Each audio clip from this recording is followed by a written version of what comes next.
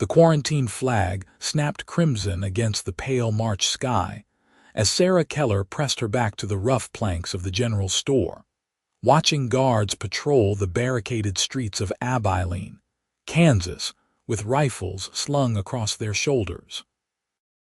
Scarlet fever had torn through the cattle town like wildfire through dry grass, and the authorities had sealed it tight 3 weeks ago, letting no one in or out, not even those who showed no signs of sickness. Sarah had watched her landlady succumb to the fever 10 days past, had helped bury her in the makeshift cemetery on the edge of town, and had somehow remained healthy despite tending the woman through her final agonizing hours. But healthy meant nothing to men with guns and fear in their hearts, and Sarah knew if she stayed much longer, she would either catch the fever or starve when the dwindling supplies finally ran out completely. She had nothing left in Abilene anyway. Her teaching position at the schoolhouse had disappeared when they closed the school, her savings depleted paying for her room and food while trapped behind the quarantine line. The coat on her back was wool, at least, dark blue and sturdy, the last decent thing she owned. Everything else she had sold or traded for food in recent weeks. At 24 years old, Sarah had thought she had built a respectable life for herself, a single woman making her own way as a schoolteacher. Now she had exactly nothing except the clothes she wore and the determination burning in her chest. The guards changed shift at dawn. She had been watching for 3 days, learning their patterns. They were tired, these men, exhausted from enforcing an unpopular quarantine against their own neighbors.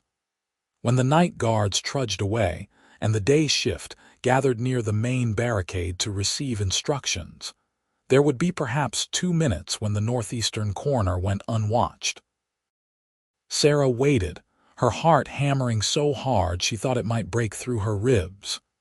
The sky lightened from black to deep blue to gray. She heard voices, the shuffle of boots, the creak of the wooden barriers. Then the night guards walked away and she ran. Her boots pounded dirt as she sprinted for the gap in the barricade where 2 buildings stood close together. Someone shouted behind her, but she did not stop, could not stop. She squeezed through the narrow space, felt splinters catch at her coat, tore free and kept running. A rifle cracked and she flinched, but the bullet went wide.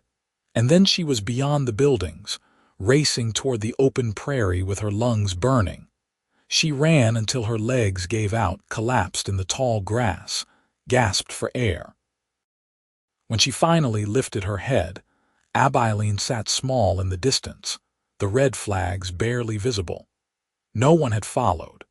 They would not waste men chasing a single fleeing woman when they needed every able body to maintain the quarantine. Sarah stood on shaking legs and looked around.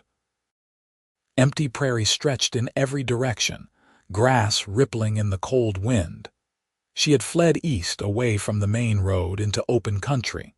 Smart for avoiding pursuit, perhaps foolish for survival. She had no food, no water, no supplies of any kind, just her coat and the clothes beneath it. She started walking south. Wichita lay somewhere in that direction, she thought, though she had no clear idea of the distance.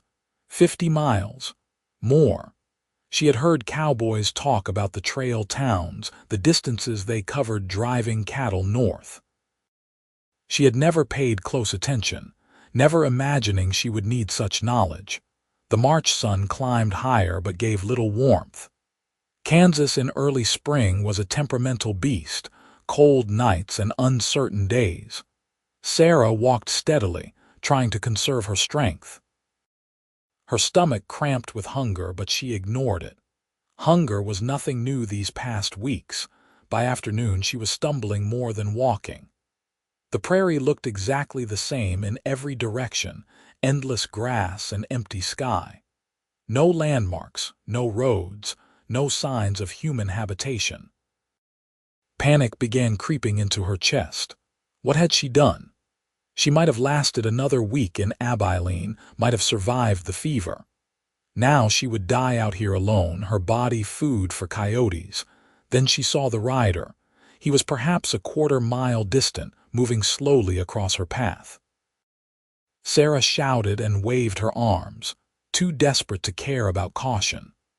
The rider turned toward her, and she felt a flood of relief so intense her knees nearly buckled.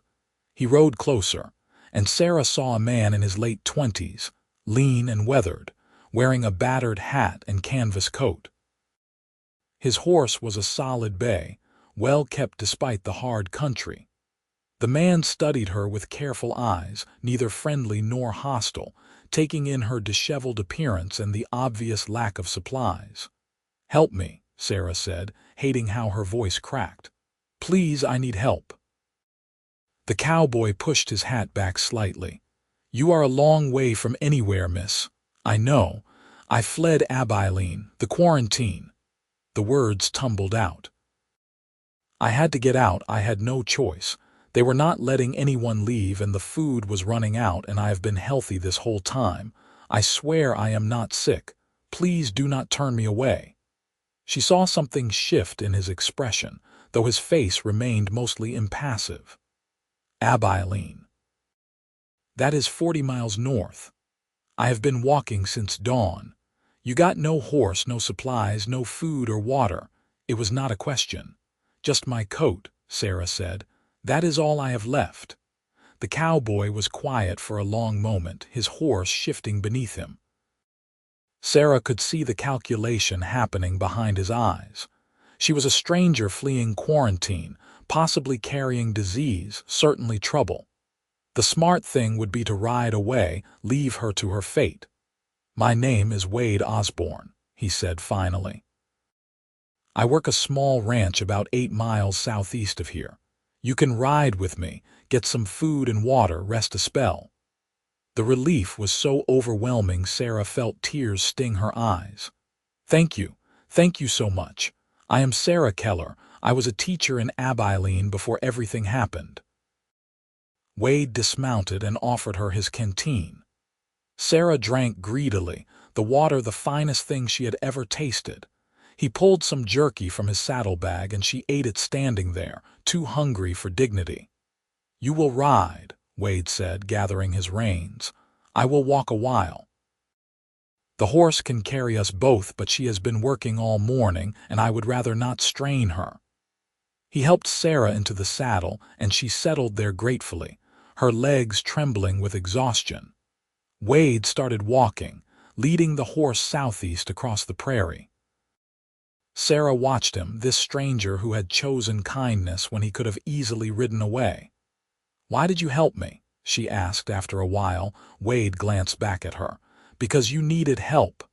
Most people would have been afraid. The quarantine, the fever. You look healthy enough to me. And if you were going to get sick, you would be showing signs by now, having been exposed all this time." He paused. "Mostly I helped because it was the right thing to do. My mother raised me to believe that mattered." They traveled in silence for a time. The prairie began showing subtle changes, gentle rolls in the land, a creek cutting through a shallow valley. Wade led them toward a cluster of cottonwood trees, and Sarah could see buildings in the distance. "That is home," Wade said. "Not much, but it is mine." The ranch was indeed small, a simple house built of sod and rough timber, a barn in better repair than the house, a couple of corrals. Sarah could see cattle grazing in the distance, perhaps 50 head. Everything spoke of hard work and tight resources, but also of care. The place was well maintained within its limitations. Wade helped her down from the horse and led her toward the house. "You can clean up, rest. I will fix some proper food." Inside, the house was spare but clean. A single large room with a sleeping area curtained off in one corner, a small kitchen area with a cast iron stove, a table and 2 chairs. Everything was neat, organized, the home of a man who lived alone and took pride in what little he had. Sarah sank into one of the chairs while Wade built up the fire in the stove and started assembling ingredients. She watched him move with quiet efficiency, this cowboy who had shown her unexpected mercy. "How long have you had this place?" she asked. 3 years. "Saved up working for bigger outfits, bought the land and built it up myself." He glanced at her. "It is not much."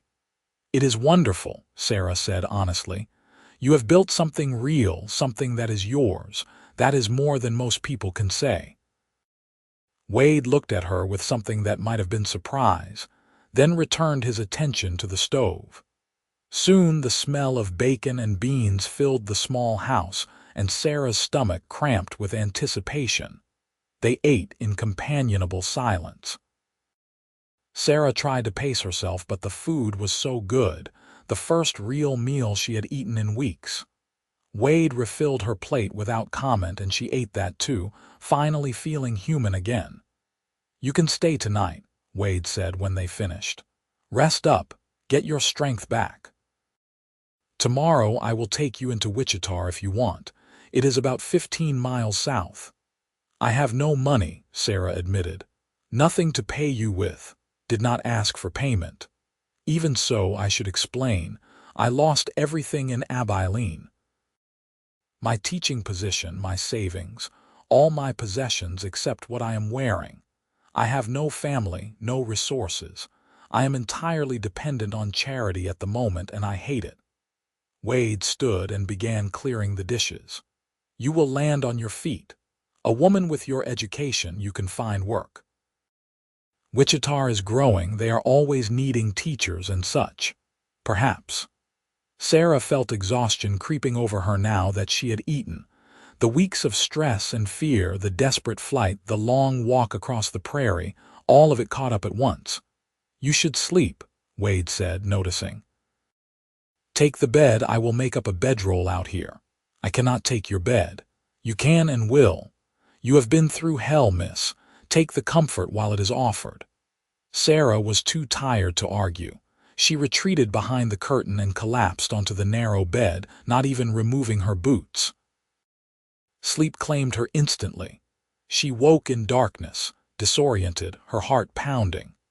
For a moment she thought she was back in Abilene, trapped behind the quarantine line. Then memory returned and she heard the quiet sounds of Wade moving around the main room, tending the fire. Sarah emerged from behind the curtain. Wade looked up from where he knelt by the stove. "Bad dreams?" he asked, just confused for a moment. She moved closer to the fire's warmth. "What time is it?" "Near midnight. I was checking the stove, making sure we would have heat through the night. It gets cold this time of year." Sarah sat at the table, watching the firelight play across Wade's features. He had a good face, she thought, honest and strong. Not handsome in a conventional way, but compelling, the kind of face that showed character. "Tell me about your ranch," she said. "How you came to be here." Wade settled into the other chair. "Not much to tell. I grew up in Missouri, worked various ranches through my teens. Came to Kansas 5 years ago, worked for a big outfit north of here. Saved every penny I could, learned everything about running cattle, managing land. When I had enough, I bought this section and started building. It must be hard work, doing it alone. It is. But it is mine, you know. Every fence post I set, every calf born, every improvement made, it all belongs to me. Nobody can take it away." Sarah understood that fierce independence. She had felt it herself when she secured her teaching position, the pride of supporting herself without relying on family or a husband. "What about you?" Wade asked. "How does a school teacher end up in Abilene?" "I grew up in St. Louis," Sarah said. "My father was a clerk. My mother died when I was young. I was fortunate enough to receive an education, attended a teaching college. When I graduated, I wanted to go somewhere I could make a real difference. Abilene was growing, needed teachers. It seemed perfect. Until the fever." "Until the fever," she agreed. "Everything fell apart so quickly. People dying, others fleeing before they established the quarantine, those of us left trapped inside. It was a nightmare. Wade was quiet for a moment. You did the right thing getting out. You would have died there eventually, one way or another. I know, but I feel guilty anyway, like I abandoned people who needed help. You cannot help anyone if you are dead yourself. You survived, Sarah. That takes courage. The sound of her name in his voice sent an unexpected warmth through her chest. She met his eyes across the table and saw understanding there, a recognition of shared strength. They talked until the early hours, sharing stories of their lives, their hopes, their losses. Sarah learned that Wade's mother had died 2 years ago, his father long before that he had a sister married in Missouri he had not seen in over a year. Wade learned about Sarah's lonely childhood after her mother's death, her determination to build an independent life, her love of teaching and books. Finally, exhaustion claimed them both again. Wade insisted Sarah keep the bed and made himself comfortable with blankets near the fire. As Sarah drifted toward sleep, she felt something unfamiliar, something she had not experienced in the desperate weeks past. She felt safe. Morning brought brilliant sunshine and the smell of coffee. Sarah woke to find Wade already up, breakfast cooking, the house filled with warmth and light. She joined him at the table and they ate together, the companionship of the previous night carrying over into the new day. "I have been thinking," Wade said as they finished eating, "about Wichita and your situation. Yes, the thing is, I could use help around here. The ranch is small, but it is more than one person can manage well. I have been needing to hire someone but have not had the capital for a regular hand." He paused, choosing his words carefully. "If you wanted, you could stay on here for a spell. Help with the work, the cooking, maintaining the house and such. In exchange, you would have room and board while you figure out your next step." Sarah's first instinct was to refuse. A single woman living with a single man, the impropriety of it would be scandalous. But then reality asserted itself. She had no money, no prospects, no options. And more than that, she realized she did not want to leave. Something about this place, about Wade himself, called to her. "People will talk," she said carefully. "There are no people. The nearest neighbor is 5 miles west. I go into Wichita once a month for supplies, but otherwise I am alone out here.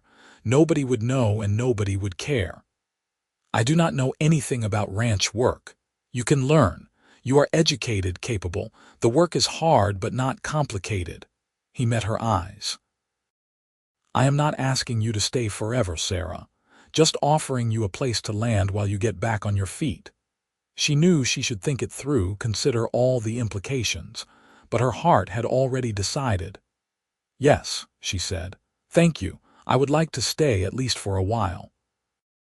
Something that might have been relief crossed Wade's face. "Good. That is good." He showed her around the ranch that day, explaining his operation. The 50 head of cattle were his foundation herd, which he planned to build over time. He had 3 horses, including the bay mare, a milk cow, some chickens. The work was indeed constant, fences to maintain, animals to tend, endless chores to keep everything functioning. Sarah threw herself into learning. She had never done physical labor before, her life having been one of books and classrooms. But she discovered she liked working with her hands, liked seeing tangible results from her efforts. Wade was a patient teacher, showing her how to milk the cow, gather eggs, mend fences, manage the stove. The days fell into a rhythm. They rose with the sun, worked until dark, shared meals and conversation. Sarah took over the cooking and housekeeping, freeing Wade to focus on the heavier ranch work. She proved surprisingly capable, adapting to the harsh demands of frontier life. Weeks passed. Spring deepened, the prairie exploding with green growth and wildflowers. The cattle thrived on the fresh grass. Sarah felt herself growing stronger, the softness of her teaching days replaced by muscle and endurance. She also felt herself drawn increasingly to Wade. He was unlike any man she had known, quiet but not cold, strong but gentle with the animals and thoughtful in his actions. She watched him work with the horses, his hands steady and patient, and felt her heart respond. She caught him watching her sometimes with an expression she could not quite read, something warm and wondering. One evening in late April, they sat outside watching the sunset paint the sky orange and purple. Sarah had made stew for supper, and they ate from bowls balanced on their knees, comfortable in the gathering darkness. "I have been thinking," Sarah said carefully. "I should probably make plans to move on soon, find a teaching position somewhere, establish myself properly." Wade was silent for a long moment. "Is that what you want?" "It is what I should do." "That is not what I asked." Sarah set down her bowl and looked at him. "What are you asking, Wade?" He met her eyes, his expression serious. "I am asking if you are happy here, if you want to stay." "This was meant to be temporary, just until I got back on my feet." "I know what it was meant to be. I am asking what you want it to be." Sarah's heart raced. She knew what he was really asking, could feel the weight of unspoken feelings in the air between them. "I am happy here," she admitted. "Happier than I have been in a long time. But Wade, I cannot just stay indefinitely without some understanding between us. It would not be proper, and beyond that, I need to know what this is." Wade stood and walked to the edge of the porch, looking out at his land. When he spoke, his voice was low and careful. "I did not plan on this. When I picked you up out on the prairie, I just meant to help someone in need. But then you stayed, and I got to know you, and everything changed." He turned to face her. "You are educated and cultured, Sarah. You have lived in cities, had a professional career. I am just a cowboy trying to build something from nothing. I have no right to ask you to give up the life you could have." Sarah stood and moved to his side. "What if the life I could have is not the life I want?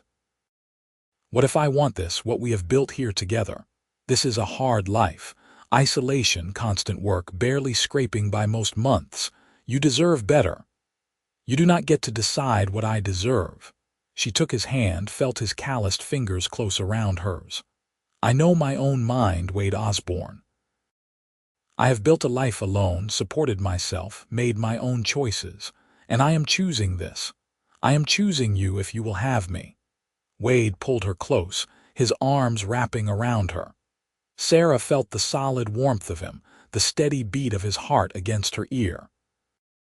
"I have been halfway in love with you since that first week," he said into her hair. "Watching you tackle ranch work with the same determination you must have brought to your teaching, seeing you find joy in simple things, talking with you in the evenings. You fit here, Sarah. You fit with me." She tilted her head back to look at him. "Only halfway in love," trying to be cautious, failing miserably. She laughed and he kissed her, tender and careful, a question and an answer all at once. Sarah kissed him back, feeling something tight in her chest finally loosen. This was right. This unexpected life, this good man, this place they could build together. They married in Wichita 3 weeks later, a simple ceremony at the small church with 2 witnesses pulled in from the street.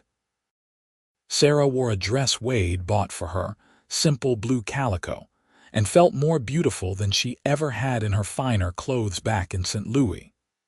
Wade wore his best shirt and looked nervous and proud. The preacher pronounced them man and wife, and Wade kissed her in front of God and the board witnesses. And Sarah thought about the strange path that had led her here. Fleeing the quarantine with nothing but her coat, stumbling across an empty prairie, this cowboy letting her in anyway despite every reason not to. All of it improbable, all of it necessary. They rode back to the ranch together, Sarah seated in front of Wade on the bay mare, his arms around her. The prairie spread endlessly in all directions, grass rippling like water, the sky impossibly vast overhead. "No regrets?" Wade asked softly. "None. You, not a single one." That night they made love in the small house Wade had built with his own hands, now theirs together. Sarah discovered new dimensions to joy, to connection, to belonging. Wade was careful with her, reverent, as though she were something precious he feared breaking. She showed him she was stronger than he thought, bold in her desire, and he responded with a passion that left them both breathless. Afterwards they lay tangled together in the narrow bed, the curtain pulled back so they could watch the stars through the small window. "We should add on to the house," Wade said drowsily. "Build a proper bedroom, maybe expand the main room." "And a real kitchen," Sarah agreed. "With more counter space and storage. That will cost money. Then we will save. Build it up over time the way you built the ranch." Wade pulled her closer. I like the sound of that." Sarah smiled into the darkness. "So do I." The summer months brought hard work and deeper joy. Sarah and Wade labored together on the ranch, their partnership strengthening with each shared task. They added on to the house as planned, Wade doing the heavy construction while Sarah helped where she could and managed everything else to free his time. The new bedroom took shape slowly, evidence of their growing prosperity. The cattle herd increased when 2 cows gave birth to healthy calves. Wade bought 3 more head at a good price from a neighbor, building toward his goal of a larger, sustainable operation. Sarah started a vegetable garden, determined to reduce their dependence on store-bought provisions. She had never gardened before but approached it with her characteristic determination, learning from trial and error. They made love often, learning each other's bodies and preferences, growing bolder and more comfortable with intimacy. Sarah discovered that her educated, proper upbringing had left her woefully ignorant about the pleasures possible between a man and woman. Wade proved a patient and inventive teacher, and she a devoted student. In late summer, Sarah began feeling unwell in the mornings. At first she attributed it to something she ate or general exhaustion from the hard work. But when her monthly courses failed to arrive and her breasts grew tender, understanding dawned. She was pregnant. The realization filled her with equal parts joy and terror. She wanted a child, wanted to raise a family with Wade in this place they were building together. But pregnancy and childbirth were dangerous, especially out here far from doctors and hospitals. Women died bringing life into the world with distressing regularity. Sarah waited until she was certain before telling Wade. They were finishing supper one evening, the last light fading from the sky when she finally gathered her courage. "Wade, I need to tell you something." He looked up from his plate, immediately attentive to her serious tone. "What is it?" "I am pregnant. About 2 months along, I think." His fork clattered against the plate. For a moment he just stared at her, his expression unreadable. Then a smile broke across his face, brilliant and unguarded. "A baby, we are having a baby." "Yes." Wade came around the table and pulled her into his arms, laughing. "Sarah, that is wonderful." "That is the best news I could imagine." She clung to him, relief and happiness flooding through her. "You are not worried about the danger, the difficulty. Women die in childbirth, Wade, out here away from proper medical care." His expression sobered.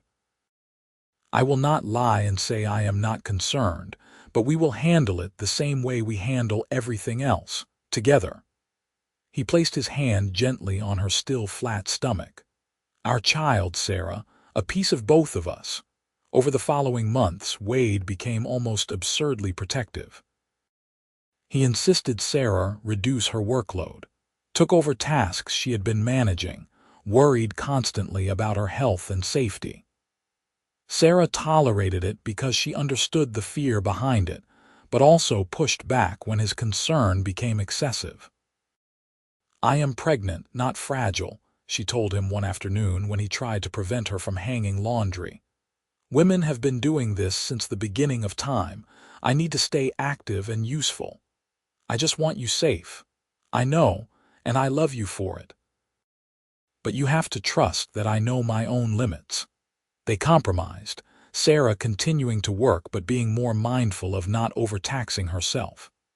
As her belly swelled through the fall months, Wade finished the bedroom addition, determined to have it ready before the baby arrived. Sarah sewed baby clothes from fabric Wade bought in Wichita, preparing for the new life that would join them. In November, Wade made arrangements for a midwife from Wichita to come stay with them as Sarah's time approached. The woman, Mrs. Patterson, was experienced and competent, and her presence eased some of Wade's anxiety. Sarah went into labor on a cold December night, 2 weeks before Christmas. The pain started in the evening and intensified through the night. Mrs. Patterson took charge while Wade paced anxiously, excluded from the bedroom where Sarah labored. The birth was long and difficult. Sarah had never known such pain, hours of unrelenting agony that made her cry out despite her determination to stay quiet. Mrs. Patterson coached her through it, offering encouragement and instruction, while Wade waited in torment on the other side of the door. Finally, as dawn light crept through the windows, Sarah felt an overwhelming urge to push. She bore down with the last of her strength, felt something give way, heard Mrs. Patterson's exclamation. "A boy," the midwife announced. "You have a healthy son." Then came the thin wail of a newborn and Sarah burst into tears of relief and joy. Mrs. Patterson cleaned the baby and placed him on Sarah's chest, a tiny red-faced creature with downy dark hair and furious lungs. "Wade," Sarah called weakly. "Let Wade in." The door opened and Wade entered cautiously, his face pale with worry. Then he saw Sarah holding the baby and his expression transformed. "A son," Sarah said. "We have a son." Wade approached the bed and looked down at the tiny infant. His hand trembled as he touched the baby's small head. "He is perfect," Wade said, his voice rough with emotion. "You are perfect." "Thank you, Sarah." They named him William, after Wade's father. Little William proved to be a healthy, hungry baby who kept them exhausted but happy through the winter months. Sarah recovered well from the birth, and by late January was managing both the baby and her household duties, though Wade still insisted on doing more than his share to allow her rest. Parenthood transformed them both. Wade proved to be a devoted father, gentle with the baby despite his rough cowboy exterior. Sarah discovered wells of patience and love she had not known she possessed. They took turns walking with William when he fussed at night, both bleary-eyed but neither complaining. "I never imagined this," Sarah said one night, nursing William while Wade banked the fire. "This life, this happiness." Wade came to sit beside her, watching his son nurse. "What did you imagine, honestly? I thought I would remain a spinster schoolteacher forever. I had resigned myself to independence and useful work, but not this kind of love, this kind of family. I never imagined it either. Figured I would work this ranch alone, maybe eventually save enough to hire a few hands, die a crusty old bachelor." He smiled at her. "I am glad we were both wrong." Winter gave way to spring, then summer. William grew from a tiny infant to a chubby, happy baby who smiled readily and seemed fascinated by everything. Sarah carried him in a sling while she worked in the garden, talking to him constantly, delighting in his responsive coos and babbles. The ranch continued to prosper. Wade's careful management and hard work were paying off, the cattle herd growing, the land improving. They were not wealthy by any measure, but they were stable and building equity. Wade began talking about buying more land, expanding the operation. When William was 18 months old, Sarah discovered she was pregnant again. This time the news came with less surprise and less fear, though Wade still worried. Their daughter arrived on a snowy February morning in 1883, an easier birth than her brother's had been. They named her Ellen, after Wade's mother. With two small children, life became even more demanding. Sarah sometimes longed for the simpler days when it had been just her and Wade, but she loved her children fiercely and could not truly wish them away. Wade proved endlessly patient with the little ones, carrying William on his shoulders while checking cattle, rocking Ellen to sleep with rough lullabies. The years flowed past, marked by the rhythms of ranch life and child rearing. William grew into a curious, energetic boy who followed his father everywhere, determined to be a cowboy like his pa. Ellen proved to be equally strong-willed, refusing to be left behind when her brother went adventuring. Sarah taught both children to read as soon as they were able, using the few books they owned and whatever materials she could acquire. She was determined they would have the education she valued, even living remotely. Wade supported this completely, though he also ensured the children learned practical skills, how to ride and rope and handle livestock.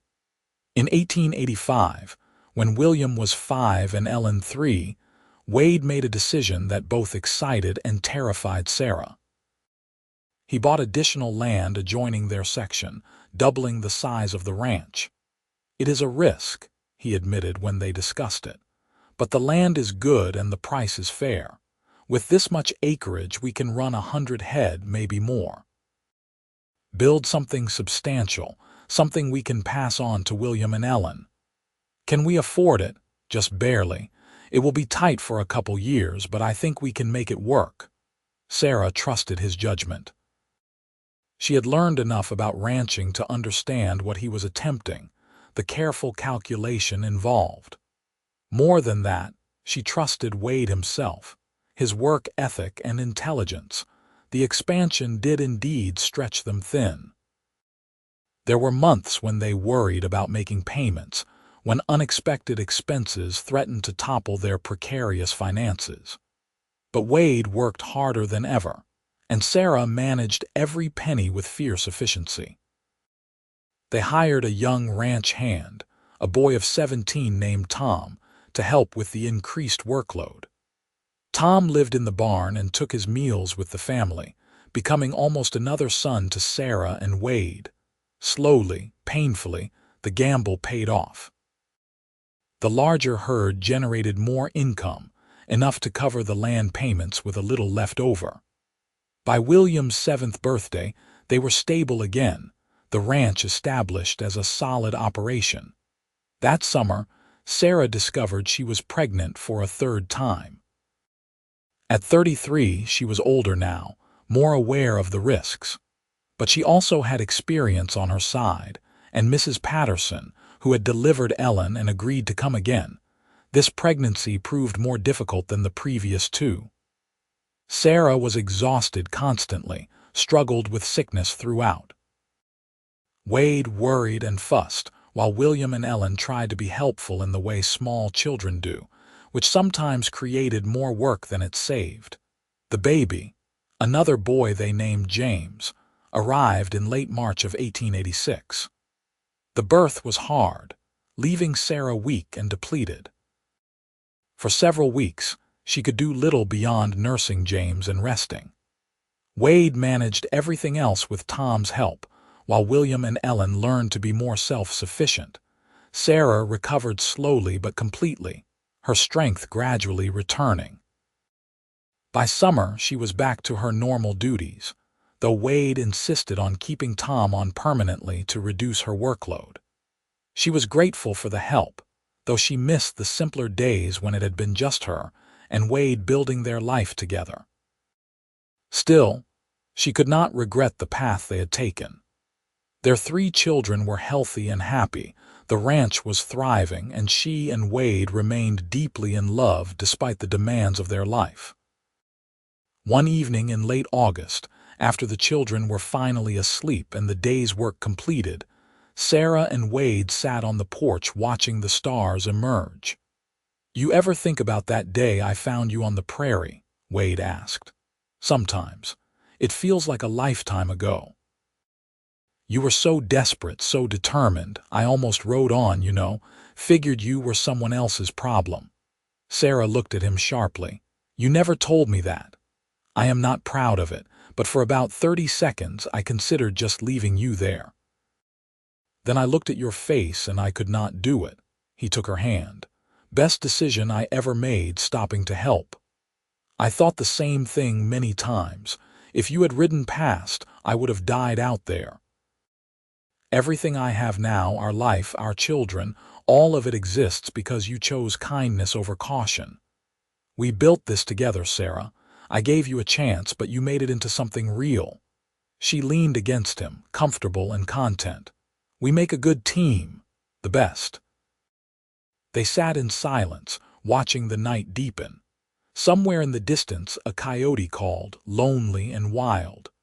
The prairie wind whispered through the grass, that eternal sound Sarah had grown to love. "I want to expand the house again," Wade said eventually. "The children are getting older, they need more space. And maybe we could add a proper study for you, somewhere you could keep books and have some peace." "That sounds wonderful, but can we afford it?" "I think so. We have done well this year. The herd is healthy, the calves brought good prices. I want to invest back into our home, make it everything it should be."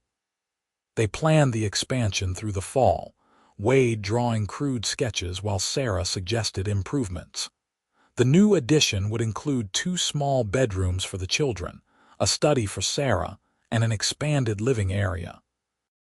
It was ambitious, but Wade was confident they could manage it. Construction began that November and continued through the winter months. Wade did most of the work himself with Tom's help, building slowly and carefully. Sarah watched their home grow, each new wall and window a testament to how far they had come from that simple sod house where she had first taken shelter. The children delighted in the changes, William particularly fascinated by the construction process. He followed his father constantly, asking endless questions, trying to help however his small hands could manage. Ellen preferred staying near Sarah, learning domestic skills and caring for baby James. By spring of 1887, the addition was complete. The house now had 4 bedrooms, the study Sarah had dreamed of, and enough space for their growing family to live comfortably. Sarah arranged her small collection of books in the study, a precious luxury, and spent evenings there reading or writing letters to Wade's sister in Missouri. Life settled into a new rhythm. The children continued growing, William becoming more helpful with ranch work, Ellen taking on household responsibilities, James developing from baby to energetic toddler. Sarah and Wade fell into the comfortable partnership of long married couples, anticipating each other's needs, working together with practiced efficiency. But the romance had not faded. Wade still looked at Sarah with heat in his eyes, still found excuses to touch her as they worked.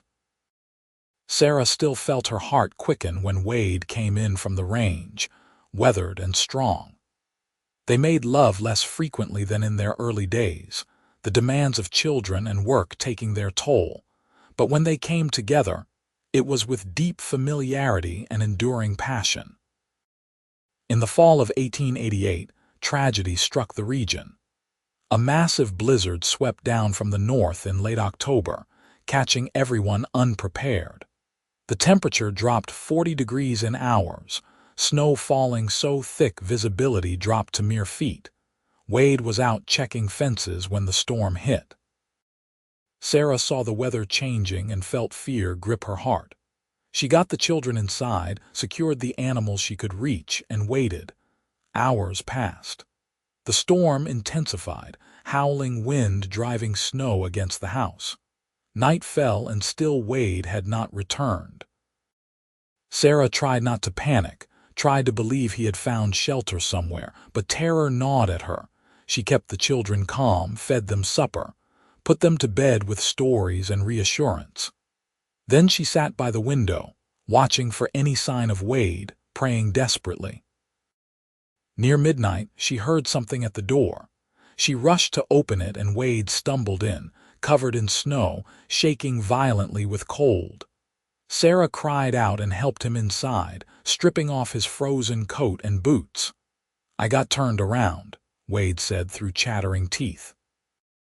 "Could not find my way back. Finally saw the light from the window." Sarah wrapped him in blankets and got him close to the fire, her hands trembling with relief. She made hot coffee and forced him to drink it, warming him slowly. When his shaking finally subsided, she held him close, tears streaming down her face. "I thought I lost you," she whispered. "I thought you were going to die out there. I am here. I am safe." He pulled back to look at her. "I am sorry I scared you." The storm raged for 2 days. When it finally cleared, they discovered they had lost 5 head of cattle, frozen in the sudden cold. It was a significant blow, but not catastrophic. More importantly, Wade had survived and the family was intact. The incident shook Sarah badly. For weeks afterward, she felt anxious whenever Wade was out of sight, the fear of loss haunting her. Wade noticed and made an effort to always tell her where he was going and when he would return, easing her worry gradually. The years continued their march. The children grew and thrived. William at 10 was already a capable ranch hand, able to manage many tasks independently. Ellen at 8 was her mother's helper, competent at cooking and housekeeping. James at 5 was the wild one, constantly into mischief, keeping Sarah on her toes. The ranch prospered. Wade had expanded the herd to over 100 head, his original dream realized. They had hired a second hand to help Tom manage the increased workload. Money, while never abundant, was stable enough that Sarah no longer worried about basic necessities. On their 10th wedding anniversary in 1891, Wade surprised Sarah with a gift he had been saving for secretly. He presented her with an actual piano, shipped from Wichita at considerable expense, installed in the expanded living area. Sarah stood speechless, staring at the beautiful instrument. She had not touched a piano since leaving St. Louis, had resigned herself to never playing again. "How did you afford this?" she finally managed. "Been setting aside a little money each month for the past year. You gave up so much to be here with me, Sarah." "I wanted to give you back something you lost." She sat down and ran her fingers over the keys, the familiar feel bringing tears to her eyes. She began to play, rusty at first but quickly finding the old muscle memory. The music filled the house, and the children came running, delighted by this new wonder. That night, after the children were asleep, Sarah and Wade made love with particular tenderness, reaffirming the bonds that held them together through all challenges. "I love you," Sarah told him afterward, her head on his chest. "More than I can ever adequately express. You gave me everything, Wade. Not just shelter when I needed it, but a whole life, a family, a home, purpose and joy and love. You gave me the same. I was just existing before you, Sarah. Going through the motions of building a ranch, but not really living. You made everything mean something." They held each other in the darkness, listening to the prairie wind, grateful for every moment that had led them to this place. The 1890s brought new challenges and changes. The children continued growing, William becoming a teenager and then a young man, competent and responsible. Ellen developed into a thoughtful, intelligent girl who loved reading as much as her mother. James matured from mischievous child to energetic young boy. In 1895, when William turned 15, he began talking about wanting to attend school in Wichita to get the formal education Sarah had always valued. It broke Sarah's heart to let him go, but she knew it was right. They arranged for William to board with a family in town during the school year, coming home for summers and holidays. Ellen followed 2 years later, equally hungry for education. With both older children gone much of the year, the house felt empty despite James's continued presence. Sarah threw herself into teaching James and managing the household, while Wade focused on the ranch. The separation was hard but necessary. Sarah and Wade had always known they were raising their children to eventually leave, to build their own lives. Still, the reality of it ached. James showed less interest in formal schooling than his siblings. At 12, he was his father's shadow, more interested in cattle and horses than books. Sarah worried he was missing out on opportunities, but Wade counseled patience. "Not everyone needs a formal education to be successful," Wade told her. "James loves the ranch, Sarah. He is a natural cowboy. Let him be who he is." She tried to follow that advice, though it went against her instincts. She continued teaching James at home, ensuring he could read and write and do basic mathematics, but did not push for more. In 1899, William graduated from the Wichita School at 19, well-educated and full of ambition. But instead of pursuing opportunities in the city, he came home to the ranch. "This is where I belong," he told his surprised parents. "Everything you built here, I want to continue it, make it even better." Wade was quietly overjoyed, though he tried not to show it too much. Sarah felt mixed emotions, proud that William valued what they had created but worried he was limiting himself. "Are you certain?" she asked him privately. "You could do anything, William. You have the education for business or law or teaching." "I know, Ma, but I want this. I want to work the land, raise cattle, build something real, just like Pa did." Sarah hugged her son, accepting his choice. He was an adult now, capable of making his own decisions. Ellen graduated a year later and shocked everyone by announcing her intention to become a teacher, just as her mother had been. She took a position at the school in Wichita, beginning her career with the same determination Sarah had shown years before. James, now 14, was content to remain on the ranch with William and their father. The three men worked together seamlessly, the operation running more smoothly than ever. Sarah, at 46, found herself in an unexpected position. Her children were grown, her household duties reduced. She had more time than she had experienced since her teaching days in Abilene, before the quarantine changed everything. She began writing, something she had always enjoyed but never had time for. She wrote about frontier life, about building a home in harsh country, about the strength required to survive and thrive. Her writings were personal, never intended for publication, but the process brought her satisfaction. Wade, now 51, was graying at the temples but still strong and vital. The years of hard work had weathered him but not broken him. He and William discussed plans for the future of the ranch, talking about further expansion, improved breeding stock, modernization.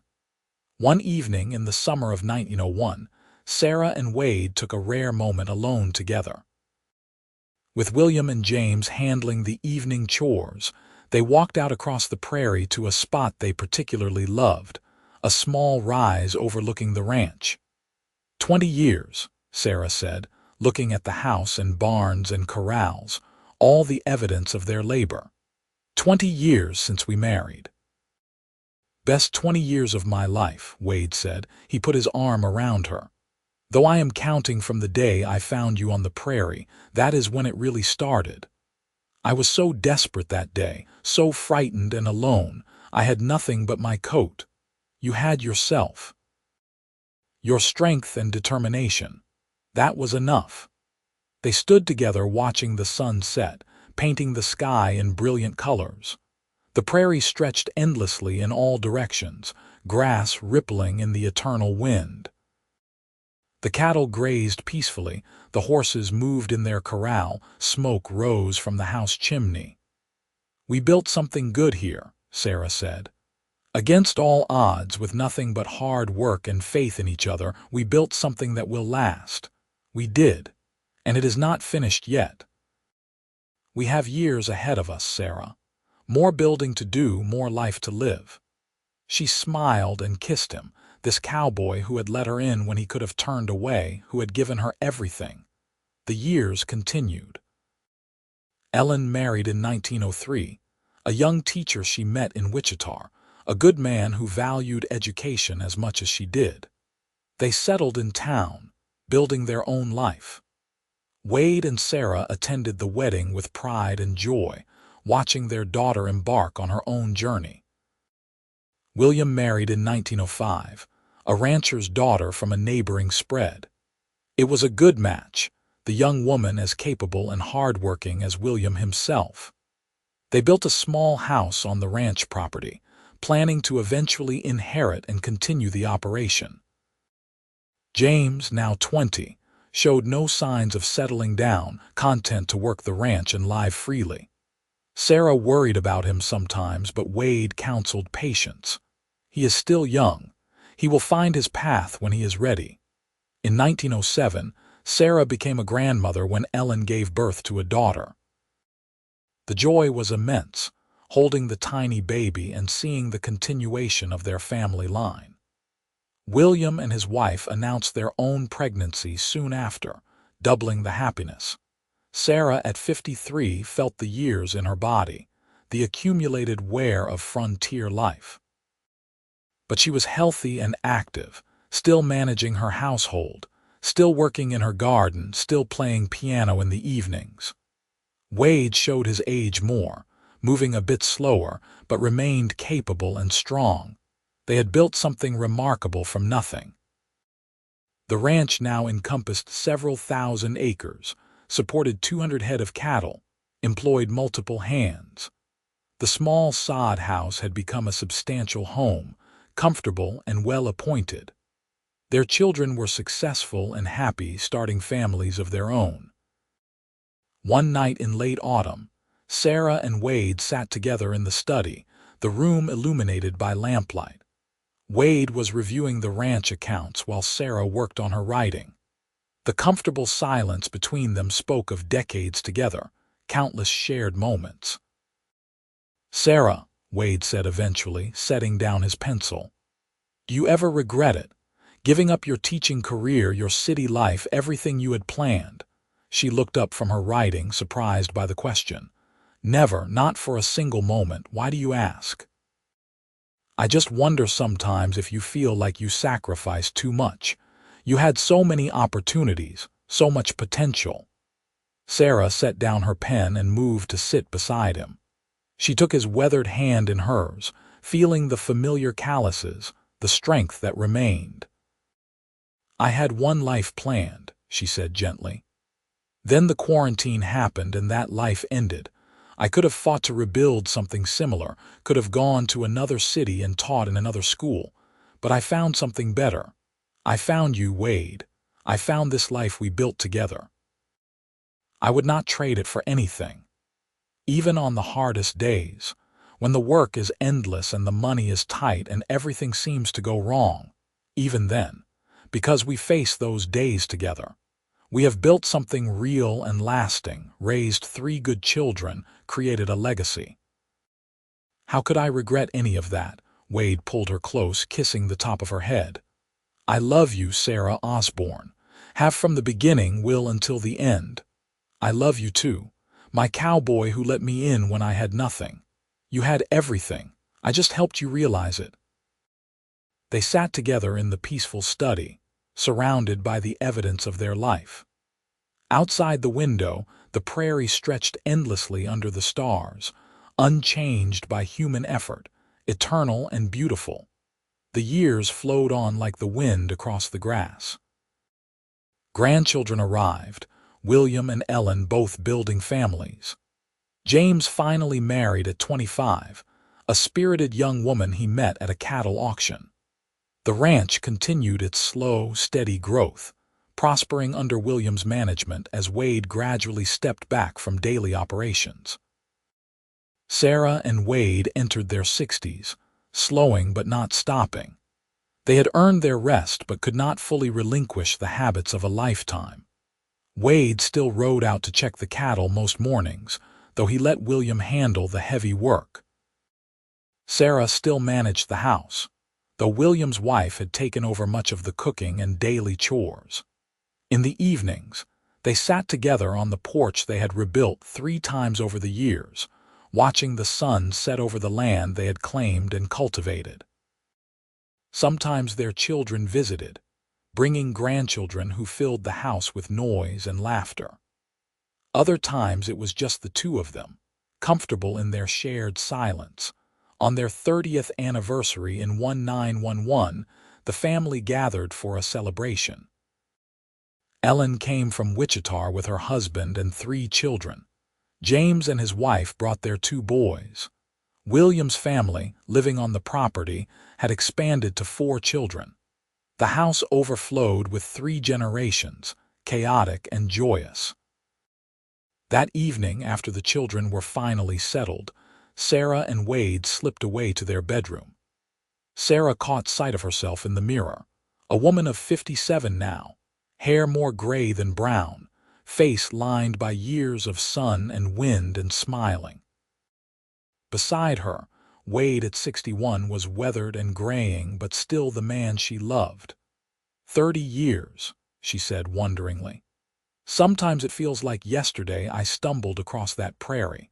Other times it feels like a different lifetime entirely. Wade came to stand behind her, his hands on her shoulders. We have lived several lifetimes together. The young couple building from nothing, the parents raising children, now the grandparents watching the next generation grow. You think we did well, built something worth having. Look around, Sarah. Our children are happy and successful. Our grandchildren are healthy and loved. The ranch is thriving. We created something that will last long after we are gone. I would say we did more than well. We did something remarkable. Sarah turned to face him, reaching up to touch his weathered face. I am so grateful I ran that day. Grateful I fled the quarantine line with nothing but my coat. Grateful you stopped instead of riding past. Every choice, every moment that led me to you, I am grateful for all of it. Even the fever, the fear, the desperation, even that. Because it brought me here. To you, to our life, to everything we built together. Wade kissed her with the tenderness of long practice, and Sarah responded with the passion that had never faded despite the passing years. They made love that night with the slow care of longtime lovers, celebrating 3 decades of partnership and devotion. The years marched on toward 1920. Sarah and Wade entered their 70s, genuinely old now but still vital. They had handed over the ranch operation entirely to William, who ran it with the same dedication his father had shown.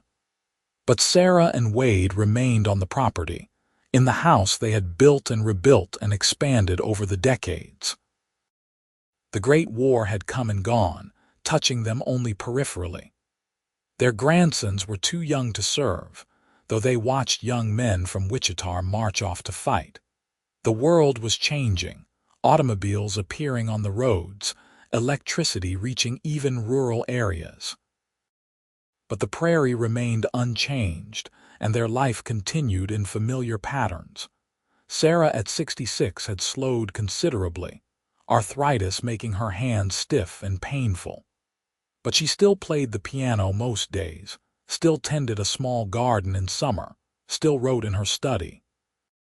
Wade at 70 moved carefully, but remained alert and engaged, riding out with William to survey the ranch, offering advice drawn from decades of experience. They had buried friends over the years, neighbors and acquaintances claimed by age and accident and disease. But they themselves endured, healthy enough despite the accumulated wear of long lives. One summer evening in 1921, Sarah and Wade sat on the porch as they had done thousands of times before. The sun painted the western sky in brilliant oranges and purples, the prairie grass glowing golden in the slanted light. Cattle lowed in the distance, a peaceful sound they had heard all their adult lives. "I have been thinking," Sarah said quietly, "about what comes after." Wade looked at her sharply. "Are you feeling poorly?" "No more than usual, but we are old, Wade. We cannot pretend otherwise. I want to talk about what happens when one of us goes." Wade was silent for a long moment. "I do not want to think about that. We have to. We need to make sure everything is settled, that whoever is left behind knows what to do." "Everything is already settled. William inherits the ranch. We have made that clear. Our affairs are in order. I am not talking about property. I am talking about us. If I go first, you need to know that I want you to keep living. Not just existing, but truly living. Play music, spend time with the grandchildren, find joy where you can. Sarah. Promise me, Wade. Promise you will not just give up." He took her hand, his grip still strong despite the arthritis. "I promise. But you have to promise the same. If I go first, you keep going. For our children, for the grandchildren, for yourself. I promise." They sat in silence, hands clasped, facing the reality they had avoided for years. They were old, their time was finite, the end was approaching whether they wished it or not. "I've had a good life," Sarah said eventually. "The best life I could have imagined. Whatever time I have left, I am grateful for what came before." "We are not done yet," Wade said firmly. "We have years left, Sarah.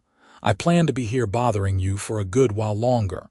She laughed, the sound lighter for having faced the difficult topic. "I am counting on it." The years continued, slower now but still precious. Sarah and Wade celebrated their 40th anniversary in 1921, surrounded by children and grandchildren and even a few great-grandchildren. The gathering was smaller than the 30th anniversary, both of them too old for large celebrations, but the love was just as strong. Ellen, now 44, had become a school principal in Wichita, well respected in her field. William, at 46, ran the ranch with the same dedication his father had shown, planning to pass it eventually to his own son. James, at 38, had established a smaller ranch of his own nearby, remaining close to the family. The grandchildren were growing, some already young adults themselves, starting careers and families. The great-grandchildren were babies and toddlers, representing the fourth generation of the family Sarah and Wade had started. On a clear autumn morning in 1923, Wade did not wake up. Sarah found him in their bed, peaceful and still, gone in his sleep at 73. The grief was overwhelming, a physical pain in her chest. For 42 years this man had been her partner, her love, her anchor. Now he was gone and she felt adrift. The family gathered for the funeral, held on the ranch Wade had built. They buried him on the small rise overlooking the property, the spot where he and Sarah had often stood together watching the sunset. Sarah stood dry-eyed through the service, too shocked for tears. The days that followed were the hardest of her life. The house felt empty despite William's family nearby, despite the constant stream of visitors bringing food and condolences. Wade was gone, and the absence was unbearable. But Sarah had made a promise and she kept it. She forced herself to rise each morning, to eat, to play the piano, to engage with her grandchildren. Slowly, painfully, she found a new rhythm to her life. Not happiness, not yet, but a kind of peace. She spent time writing about her life with Wade, pouring memories onto paper. The desperate flight from Abilene, the meeting on the prairie, the early years of struggle and growth. The children, the ranch's expansion, the countless small moments that had made up their life together. Writing helped, giving shape to the grief, honoring what they had built. The family worried about her, but Sarah proved resilient. At 69, she had lost her great love, but she had not lost herself. She continued living in the house they had built, surrounded by the evidence of their shared life. 2 years passed. Sarah grew frailer but remained mentally sharp, engaged with her children and grandchildren. She played with the great-grandchildren, told them stories about their great-grandfather, made sure they knew where they came from. One evening, in late spring of 1925, Sarah sat in the study writing. The sunset painted the room in golden light, and she felt Wade's presence strongly, as though he were standing just behind her shoulder. She set down her pen and moved to the window, looking out over the prairie. The grass rippled in the wind, eternal and beautiful. The cattle grazed peacefully, the ranch prospering under William's care. Everything they had built endured. Sarah felt a deep contentment wash over her. She had lived a full life, had loved deeply and been loved in return. She had raised children who were good people, had built a legacy that would last. She had fled the quarantine line with nothing but her coat, and a cowboy had let her in anyway, and from that desperate beginning had grown something beautiful. That night, Sarah went to bed in the room she had shared with Wade for 4 decades. She closed her eyes thinking of him, of their life together, of all the blessings she had received. In the morning, William found her. She had died peacefully in her sleep, at 71, finally rejoining the man she loved. They buried her beside Wade on the rise overlooking the ranch. The family gathered again, 3 generations mourning and celebrating the woman who had been their foundation. Ellen spoke at the service, talking about her mother's strength and determination, her love of learning, her fierce devotion to family. She started with nothing, Ellen said, tears streaming down her face. Fled a quarantine line with only her coat, stumbling across the prairie. My father found her and brought her home, and together they built all of this. Every acre of this ranch, every building, every fence post, it all started because 2 people chose love over fear, partnership over isolation. That is the legacy they left us. That is what we carry forward. The grandchildren and great-grandchildren stood around the grave, learning about ancestors they had known and loved, understanding the foundation on which their lives were built.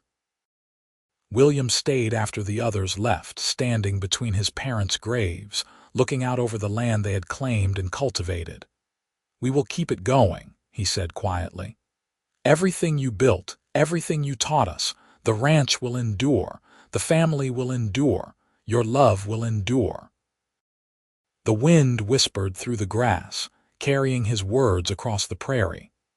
The sun set in brilliant colors, painting the sky the way it had thousands of times before, would thousands of times again. The ranch continued under William's stewardship, then passed to his son, then to his grandson. The house was maintained and expanded, each generation adding their own touches while preserving the core that Sarah and Wade had built.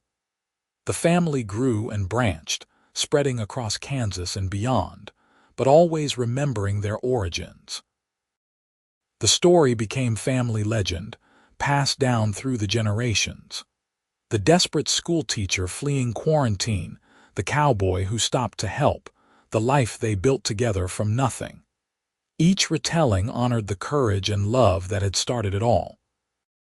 Decades later, when the small family cemetery on the rise held multiple generations, when the ranch had grown to encompass thousands of acres, when great-great-great-grandchildren played in yards their ancestors could never have imagined, the story endured. It began with a woman who fled the quarantine line with nothing but her coat, and a cowboy who let her in anyway. From that single act of kindness grew a love that transcended fear and hardship, that built something lasting and true. They had faced every challenge together, raised a family, created a legacy, and loved each other until death and beyond. Their graves stood side by side on the rise, weathered stones marking the resting place of two ordinary people who had lived an extraordinary life. The prairie wind blew eternal around them, the grass rippled in endless waves, and the ranch they had built continued its work, generation after generation, a testament to what two people could accomplish when they chose love over fear, partnership over isolation, hope over despair. The story had a beginning in desperate flight and a chance meeting on an empty prairie. It had a middle filled with hard work and deeper joy, children and cattle, expansion and consolidation, laughter and tears. And it had an ending, inevitable as all endings are, where two people who had loved fiercely finally rested together in the land they had claimed as their own. But it was not really an ending at all, because the love endured in their children and grandchildren and all the generations that followed. The ranch endured, still working, still productive. The house endured, still sheltering family. The story endured, still told around dinner tables and at family gatherings, still inspiring those who heard it. Sarah had fled the quarantine line with nothing but her coat. Wade had let her in anyway.